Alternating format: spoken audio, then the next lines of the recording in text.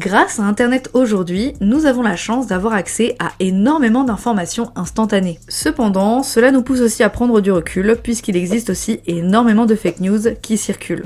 Tenez par exemple, si je vous montre cette photo, à qui elle vous fait penser? Le père de Vi? En effet, le 6 septembre 2023, l'épisode You Quiz on the Block with Vi a été diffusé pour parler de la carrière du chanteur. Dans cet épisode, Taeyong parlera de son père et cette image va apparaître. Normal de penser qu'il s'agit d'une photo vérifiée et de sources fiables. Sauf qu'en réalité, il s'agit d'un photomontage. Ce visage est bien celui du père de Vi et provient d'une photo de passeport que l'idol avait postée sur Twitter en 2019. Cependant pour le corps, il s'agit d'un inconnu. Beaucoup de fans ont été choqués qu'une émission aussi prestigieuse puisse partager une photo retouchée sans faire plus de recherches. Mais c'est bel et bien le cas et ce mensonge est loin d'être le seul dans l'univers de la K-pop à avoir été partagé. Laissez-moi vous présenter, avec ma voix un peu enrouée, une nouvelle série de vidéos milkshake qui se nomme « Ces mensonges dans la K-pop ». Avant de débuter, je tiens à partager que je me suis beaucoup inspirée des vidéos de French BTS qui se concentrent sur les mensonges du groupe BTS. Mais pour ma part, je compte parler de plusieurs autres groupes différents. Ne perdons pas plus de temps et commençons le premier mensonge.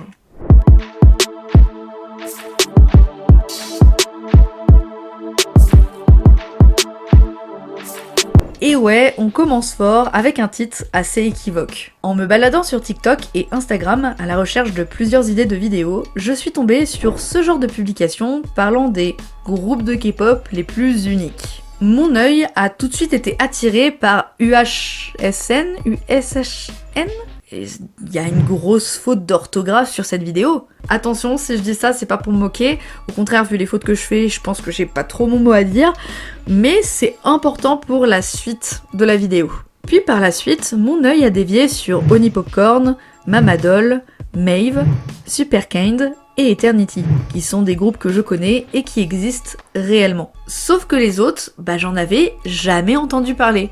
Donc je me suis dit, waouh, je vais essayer de me renseigner pour pourquoi pas peut-être en faire une vidéo à un moment. Baby Infant, un groupe qui est censé avoir des membres bébés qui vont débuter durant la 6ème génération. Outre le fait que le concept est assez dégueulasse et prévoit le futur de gamins qui n'ont rien demandé, ce groupe, il existe tout simplement pas. Et c'est pas que je ne l'ai pas trouvé sur internet, c'est qu'il n'existe pas, il y a aucune source fiable, il y a que TikTok qui dit que ce groupe apparemment va apparaître. D'ailleurs, je crois qu'il y a un ou une abonnée qui est venue me voir en live et qui m'a dit que ce serait apparemment un concept de la SM. J'ai carrément essayé de chercher le groupe en écrivant avec différentes écritures coréennes, mais rien à faire. Je suis tombée sur les pages de Baby Monster, Baby Metal ou encore les Babies, un trio indépendant qui a débuté en 2023. Mais le groupe Baby Infant n'existe pas et je n'ai pas vu d'article ou de sujet sur ce concept un peu cringe de prendre des enfants à l'avance, les contrôler pour qu'ils deviennent idoles pour la 6ème génération. Ensuite, on a Ginger Cat et ou Cake Melony, le groupe de K-pop avec le moins d'informations possible. On ne sait pas leur genre, leur âge, leur visage, leur nationalité, etc. Alors là, j'avoue que j'ai été un peu surprise, parce que j'ai trouvé plusieurs vidéos sur le sujet, et en plus le concept, il a l'air assez insane. Sauf que c'est pareil, ces groupes n'existent pas. Il n'y a pas de compte officiel et c'est juste une fake news balancée sur TikTok, Twitter ou encore YouTube. Et je vous vois venir, même moi j'ai pensé à ça. C'est pas parce que le concept marche bien et que c'est pour ça qu'on n'a pas d'informations sur eux. C'est que vraiment, ça n'existe pas. Et en plus de ça, ils sont même pas d'accord sur le nom. On sait pas si c'est Cake Melony ou Ginger Cat. Juste, je sais pas, les gens se sont dit que ça allait être cool d'inventer ce nom-là. Allez, au suivant, Morowanes,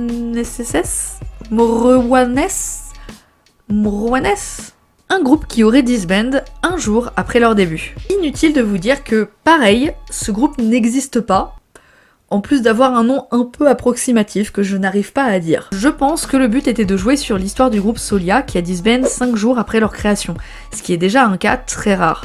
Faut savoir que quand on a une agence, on signe des contrats, et même si le groupe ne dure qu'une journée normalement, on le fait dissoudre en silence et on attend quelques mois après pour l'annoncer. Et c'est souvent à cause du manque d'argent. Et le dernier groupe, Fly, un groupe avec une membre qui est une tueuse. Bon, inutile de vous dire que c'est le groupe qui fait le plus parler dans les commentaires. Après tout, il est possible qu'une membre d'un groupe féminin ait tué quelqu'un après avoir été annoncée dans un groupe. Et sans mentir, ça aurait été parfait pour une vidéo OMG. Donc moi, qu'est-ce que je me suis dit ? Je vais faire mes recherches sur le sujet, j'ai envie d'en savoir plus. Spoiler alerte, ce groupe et cette membre n'existent pas. En fait, ce sont seulement des vidéos TikTok republiées ou copiées-collées qui tournent en boucle sans vérifier leurs sources et qui parlent de groupes qui n'existent juste pas. Et ma preuve, c'est la faute d'orthographe sur le nom UHSN qui est pratiquement répétée à chaque vidéo, prouvant que ces gens ne prennent même pas le temps de rechercher et copie-collent bêtement. En soi, ce serait une blague avec du second degré, je vois pas l'intérêt, mais pourquoi pas. Le souci, c'est que ces personnes diffusent ces informations sans mentionner une blague, et qu'il y a des vrais groupes de K-pop avec des concepts vraiment uniques dans le lot qui existent, ce qui pousse à croire que c'est véridique. Je vous promets que quand je suis tombée sur un de ces TikTok, je me suis dit mais waouh, je ne connaissais pas du tout l'existence de ces groupes, j'ai envie d'en savoir plus. Je suis tombée dans le panneau. Donc j'imagine que si ça m'est arrivé à moi, ça peut vous arriver à vous. J'ai juste eu de la chance d'avoir une chaîne YouTube et du coup de faire mes recherches pour me dire « Ah, mais j'en ferais bien une vidéo !» Mais sinon, j'aurais jamais recherché non plus. J'aurais jamais su que c'était faux. Si je devais vous donner un conseil, ne faites jamais confiance à une vidéo verticale. Vous avez 80% de chances qu'il s'agit d'une vidéo sans source et ou déformée avec une traduction approximative. J'ai fait partie de ceux qui font des vidéos verticales pendant un moment et je vous assure que les vérifications de sources, on s'en fout, puisque c'est une vidéo de moins d'1 minute qui a pour but de juste vous faire cliquer.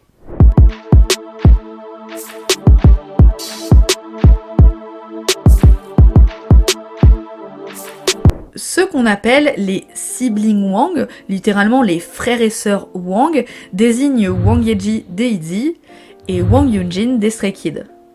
Sauf qu'en réalité, ils ne sont pas frères et sœurs. Plot twist! On les appelle frères et sœurs car ils sont dans la même agence, ont le même nom de famille et une certaine ressemblance. En vrai, c'est facilement démontable comme théorie puisque Yunjin est enfant unique et que Yeji a une grande sœur. Sa sœur s'appelle Wang Yeju et elle est née en 1998. Le 11 juillet 2020, Yeju s'est même mariée et les membres de ITZY ont assisté à la cérémonie. Bizarrement, il n'y avait pas Yunjin. Et sans ça, ils sont tous les deux nés la même année en 2000. Mais pas le même mois, donc c'est pas possible qu'ils soient jumeaux, et les dates sont trop rapprochées pour qu'ils soient frères et sœurs, donc ça ne colle pas. En plus, vous devez savoir qu'il y a beaucoup de noms de famille qui se ressemblent en Corée. Par exemple, je vous prends dans BTS Kim Namjoon et Kim Seokjin, ils sont pas frères. Pourtant, ils ont le même nom de famille, mais je vous assure qu'ils sont pas frères. Et niveau ressemblance, il y a que les yeux quoi. Le nez, Yunjin en a un beaucoup plus imposant, les bouches n'ont pas du tout la même forme, et à la limite la forme du visage. Mais on remarque bien que Yunjin a le menton qui a une légère inclination que Yeji n'a pas. Bref, j'ai pas à me justifier, ils ne sont pas vraiment frères et sœurs. Par contre, en effet, on les appelle tous les deux les siblings Wang, parce que c'est juste un nom de ship amical qui au fur et à mesure a été transformé sûrement par des jeunes fans de K-pop pour devenir une fake news.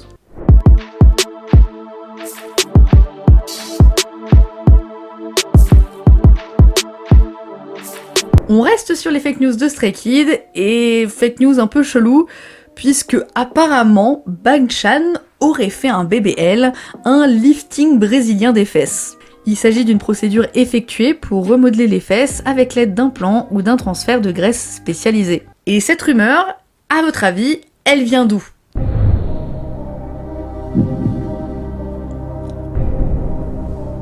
Twitter. Ou X, ça dépend comment vous l'appelez, moi je l'appelle toujours Twitter. À ce que j'ai cru comprendre, c'est parti à nouveau d'une blague où certaines stays vont dire que Bang Chan a fait un BBL au vu de la largeur de ses fesses. Sauf que certaines vont vraiment y croire et ça va aller très très loin. Tellement loin que ça va arriver aux oreilles de Chris qui va en parler dans un Shan Room et d'ailleurs il va pas tout de suite comprendre. It's a BBL. Bubble est une application de JYP pour pouvoir discuter avec les fans et la contraction de Bubble, c'est BBL.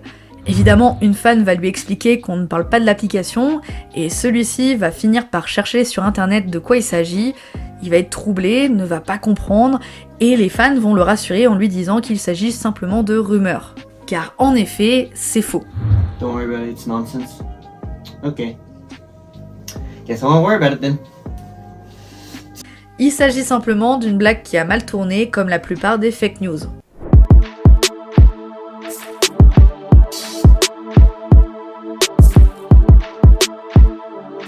Cette rumeur est assez popularisée parmi les fans de K-pop. Only One Of serait un groupe qui représente et qui serait LGBT. Alors de toutes les fake news de la vidéo d'aujourd'hui, c'est la plus probable et elle est pas si fausse que ça. En effet, lors de leur musique Libido, la danse et leur MV laissent sous-entendre divers messages LGBT. Mais par la suite, on a eu divers autres MV qui laissent sous-entendre qu'il s'agit du concept du groupe. Alors déjà, il faut savoir que Only One Of a débuté en réalité en 2019 avec la chanson Savannah et la chanson Time Leap. Dans les deux MV et musique, il n'y a aucun message particulier représentant la communauté LGBT, tout simplement car ce n'était pas le concept du groupe à la base. D'ailleurs, sachez-le, aucun membre de Only One Of n'a ouvertement admis être dans la communauté. Yoo-jong a exprimé son soutien aux LGBT lorsqu'il a sorti sa première chanson solo, mais c'est tout. Ce qui s'est passé, c'est que pour leur comeback avec Libido, qui est sorti 2 ans après leur début officiel, je trouve que c'est important de le notifier, les membres ont écrit et produit Libido en suggérant un thème plus sensuel. À cette époque, leur société n'avait pas beaucoup d'argent et dans un accord commun qui a longuement été discuté, les membres ont décidé de faire un concept sensuel et LGBT. Ils ont été très ouverts dans les coulisses du MV, expliquant leur rôle et les relations que les personnages entretenaient dans le scénario, sans cacher le fait qu'ils étaient censés être amants dans le concept de ce comeback. En fait, à la base, c'était censé être un concept. Sauf que ce concept, il va faire beaucoup parler. Alors pas forcément bien en premier lieu, puisque beaucoup semblaient s'offusquer de la chorégraphie, mais les membres se sont exprimés sur le sujet dans une interview avec News One. Je savais que nous aurions une réaction différente de d'habitude, mais je suis surpris de voir à quel point les réactions sont chaudes. Je suis sûr que de nombreux fans ont été surpris, mais vous pouvez profiter d'une esthétique qu'Only One Of n'a jamais affichée auparavant. Il y a aussi beaucoup d'autres points sur lesquels se concentrer, alors s'il vous plaît, regardez les expressions globales que nous avons utilisées dans la chanson, et pas seulement des scènes particulières. Nous avons joué selon le thème des instincts et des pulsions humaines, et parce que nous avons transféré ce contexte sur scène, nous avons reçu beaucoup d'attention. Et tu crois pas si bien dire mon petit love, puisque grâce à cette audace, ils vont commencer à gagner en visibilité et surtout en fans. C'est pourquoi le groupe va continuer dans cette ligne directive sans trop abuser pour éviter de faire du queerbaiting, c'est-à-dire vouloir faire des vues sur le dos de la communauté LGBT. Même avec leur sortie solo, ils vont continuer, mais avec un côté plus décontracté et romantique dans le concept. Ce qu'il faut savoir maintenant, c'est que si demain les Only One Of décident d'arrêter, ils peuvent totalement arrêter ce concept. C'est un peu comme le Love Yourself de BTS qui a duré 3-4 albums. Only One Of, c'est un peu la même chose. C'est pas le concept du groupe, mais c'est un concept qu'ils ont utilisé pour que le groupe gagne en popularité en tout cas. Maintenant, la question qu'on peut se poser, c'est est-ce qu'ils sont en accord avec ce concept ? Est-ce que ça les dérange pas de le faire ? Parce qu'en vrai, on dirait la même histoire que le groupe Stellar, qui était dans l'obligation de faire du contenu plus 18, alors qu'elles étaient mineures pour certaines, simplement pour des vues. Je vais vous rassurer, les membres sont totalement en accord avec ce concept. Même s'ils n'ont pas ouvertement admis être de la communauté, ils la soutiennent. Certains membres sont plus ouverts sur ce sujet que d'autres, comme Nine ou Yoo-jong, qui en parlent assez souvent, sans pour autant dire qu'ils font partie de la communauté, mais aucun des membres n'a jamais montré qu'ils n'étaient pas à l'aise avec cela. Et c'est le principal dans l'histoire. Donc pour répondre à la fake news, oui et non. C'est-à-dire que oui, c'est un concept de Only One Of, mais c'est pas le concept du groupe, et surtout les membres n'ont jamais dit publiquement faire partie de la communauté LGBT.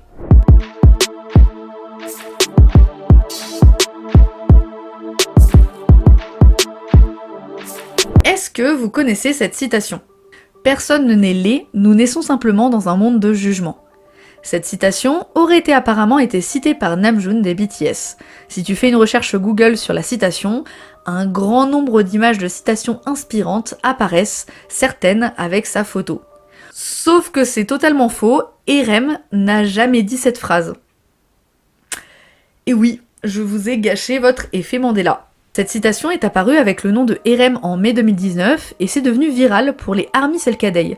Sauf que bien avant 2019, il y a plusieurs tweets avec cette phrase datant presque de 2014. En fait, il s'agit juste d'une citation inspirante sur internet que les armies se sont appropriées et l'a donnée à RM, mais celui-ci ne l'a jamais prononcée.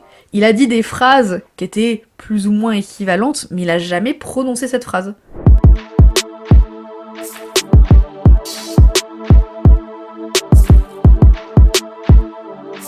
Dans le même registre, est-ce que vous connaissez cette vidéo ?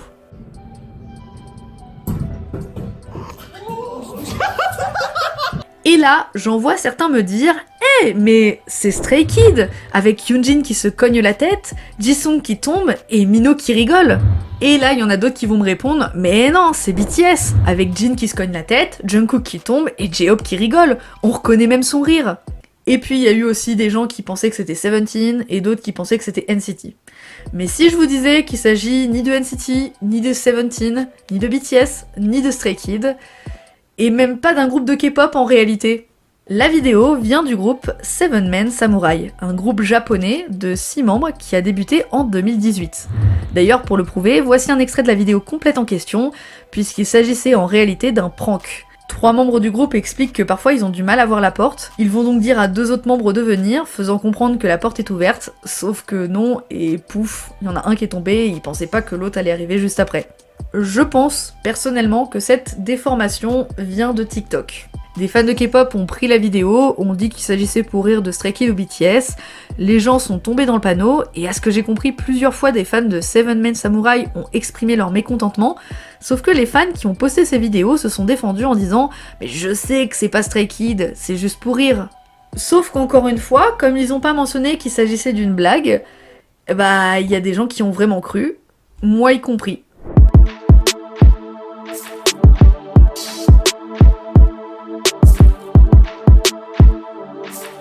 Jo Kwon, ancien leader du groupe 2AM, notamment connu pour avoir interprété Animals, ou encore I Am Da One, a toujours été connu pour avoir 2 surnoms, LGBT King et Sacre Bleu. LGBT King vient notamment du fait qu'il a toujours assumé le fait de performer sans définir un sexe particulier et qu'il s'agit de sa force. Mais pour Sacre Bleu, c'est totalement différent, puisqu'en réalité, ce surnom ne lui a jamais réellement été donné. En fait, le 18 mars 2024, un utilisateur Reddit, True of My Chest, va s'exprimer en disant être l'origine de ce surnom. Hier, je me suis souvenu de mon passé honteux en parlant à un ami. Quand j'étais adolescent, probablement 14 ans, je pensais que c'était hilarant de modifier des articles de Wikipédia avec des informations incorrectes au hasard. J'étais aussi un grand fan de K-pop, donc beaucoup de mes victimes étaient des idoles de K-pop. Eh bien, un jour, j'ai pensé que ce serait drôle de modifier la page Wikipédia de l'artiste Jo Kwon pour dire que son ancien nom de scène était Sacre Bleu. Pourquoi ? J'en ai aucune idée. Je suppose que je pensais que c'était une drôle d'expression et j'étais plongée dans ma phrase. Lol, so random. En vrai, c'est grave mignon. Sauf que sa blague, c'est plus devenu une blague au fur et à mesure du temps. Au lieu de supprimer cette désinformation, Wikipédia va la garder, et puis ça va commencer à se propager sur divers sites communautaires dans la K-pop. Les fans vont commencer à surnommer Jo Kwon Sacre Bleu. Je m'attendais à ce que les modérateurs corrigent ma blague stupide dans les quelques heures, mais à ma grande surprise, elle n'a pas été supprimée. En fait, il s'est répandu comme une traînée de poudre, des articles de presse, des pages de fans, des sites de profils K-pop, des anniversaires célèbres, tous ont commencé. La confusion s'est répandue parmi les fans, mais la plupart l'ont simplement présenté comme un fait amusant de Jo Kwon, malgré aucune preuve à l'appui. Parce que ça vient littéralement de mon stupide esprit de 14 ans. J'ai compilé une petite collection de Sacre Bleu ici pour vous montrer à quel point c'est devenu mauvais. Mais tout ce que vous avez à faire est de rechercher sur Google Jo Kwon Sacre Bleu, et cela apparaît. J'étais mortifiée de voir cela se produire en temps réel. Mais au lieu de dire la vérité sur mes méfaits, j'ai décidé de me désengager complètement parce que j'avais 14 ans et j'avais peur des conséquences. Je n'en ai jamais parlé à personne jusqu'à maintenant, plus de 10 ans plus tard. Ouais, il était pas très fier de sa bêtise et ça se comprend parce que ça aurait pu aller plus loin. Juste imaginez que le surnom aurait été mauvais ou malveillant ou que ce surnom aurait pu mettre dans l'embarras le chanteur. Heureusement, depuis, cette information a été modifiée. La morale de cette affaire, c'est ne faites jamais confiance à ce qu'on vous dit aveuglement, que ce soit sur internet ou à la télé. c'est pas parce que c'est noté quelque part que c'est forcément vrai. D'ailleurs, j'ai une anecdote à vous raconter. Avant de créer ma chaîne YouTube, certains le savent peut-être, mais j'avais un compte Instagram nommé mamamufact.fr. Je sais pas si c'est toujours réputé de faire des facts sur un groupe de K-pop, mais à l'époque, en tout cas, ça marchait plutôt bien. Je me souviens que le compte BTS Fact FR avait déjà atteint 10K d'abonnés, ce qui était énorme pour moi à l'époque, mais aussi qu'on avait créé ensemble des clans de comptes facts sur des groupes de K-pop. En vrai, c'était assez enfantin, mais les gens, ils adoraient ça, savoir des petits faits sur leur groupe de K-pop, et moi, ça me permettait d'en savoir un peu plus sur le groupe Mamamoo, parce qu'à l'époque, je les connaissais, mais je les connaissais pas plus que ça. J'ai vraiment appris à les connaître grâce à ce compte fact. Eh bien, j'aimerais vous raconter qu'à cette période déjà, pour les vues et les likes, les gens étaient prêts à tout. Même à divulguer des informations de Saseng ou vous faire croire qu'à partir de tant d'abonnés, ils posteraient des facts pour finalement après en faire un compte privé. Il y a eu beaucoup de débordements et de choses graves alors qu'on était juste censé donner des informations sur notre groupe, mais des informations simples en fait. Et parfois, même sans que ce soit voulu, on ne vérifiait pas nos sources et on divulguait des informations qui étaient fausses. Ce qui avait pour effet de vous faire croire que c'était vrai, alors que non, un peu de la même manière que les TikTok que j'ai parlé juste avant au tout début de la vidéo, bah comme il y a des vraies informations dedans, mélangées avec des fausses, t'as l'impression que c'est vrai, alors qu'en réalité, bah c'est faux, et bah tu vérifies pas tout quoi. C'est d'ailleurs grâce à cette expérience que dès le début, j'ai commencé en description à mettre mes sources. Tout simplement parce que je me suis rendu compte qu'on disait que de la D parfois. J'espère que ce concept vous a plu. En tout cas, moi, il m'a vraiment plu. J'ai adoré faire des recherches sur des fake news dans la K-pop. Je compte évidemment en faire une partie 2 dans le futur, mais pour cette partie, je vais avoir besoin de vous, parce que je connais pas toutes les fake news qui existent, possibles et inimaginables, et puis la plupart, vous avez vu dans cette vidéo, je suis même tombée dedans parfois. J'aimerais que vous me donniez des fake news. Vous connaissez, vous savez que c'est une fake news, mais que vous voyez des gens en parler comme si c'était la réalité. N'hésitez pas à me le mettre en commentaire, et s'il y a un commentaire qui me plaît et dont j'ai envie de parler dans la partie 2, j'afficherai le commentaire dans ma vidéo. Voilà. N'hésitez pas à vous abonner si vous voulez plus de contenu sur mes passions, n'hésitez pas à liker, et on se retrouve bientôt pour une prochaine vidéo. Et normalement, je n'aurai pas la voix enrouée, et je ne serai pas malade comme là je l'ai été. Je l'espère. 심장은 미안 신경을 못 써 I'm so sorry 두 눈아 미안 잠시 눈을 감고 줘 비고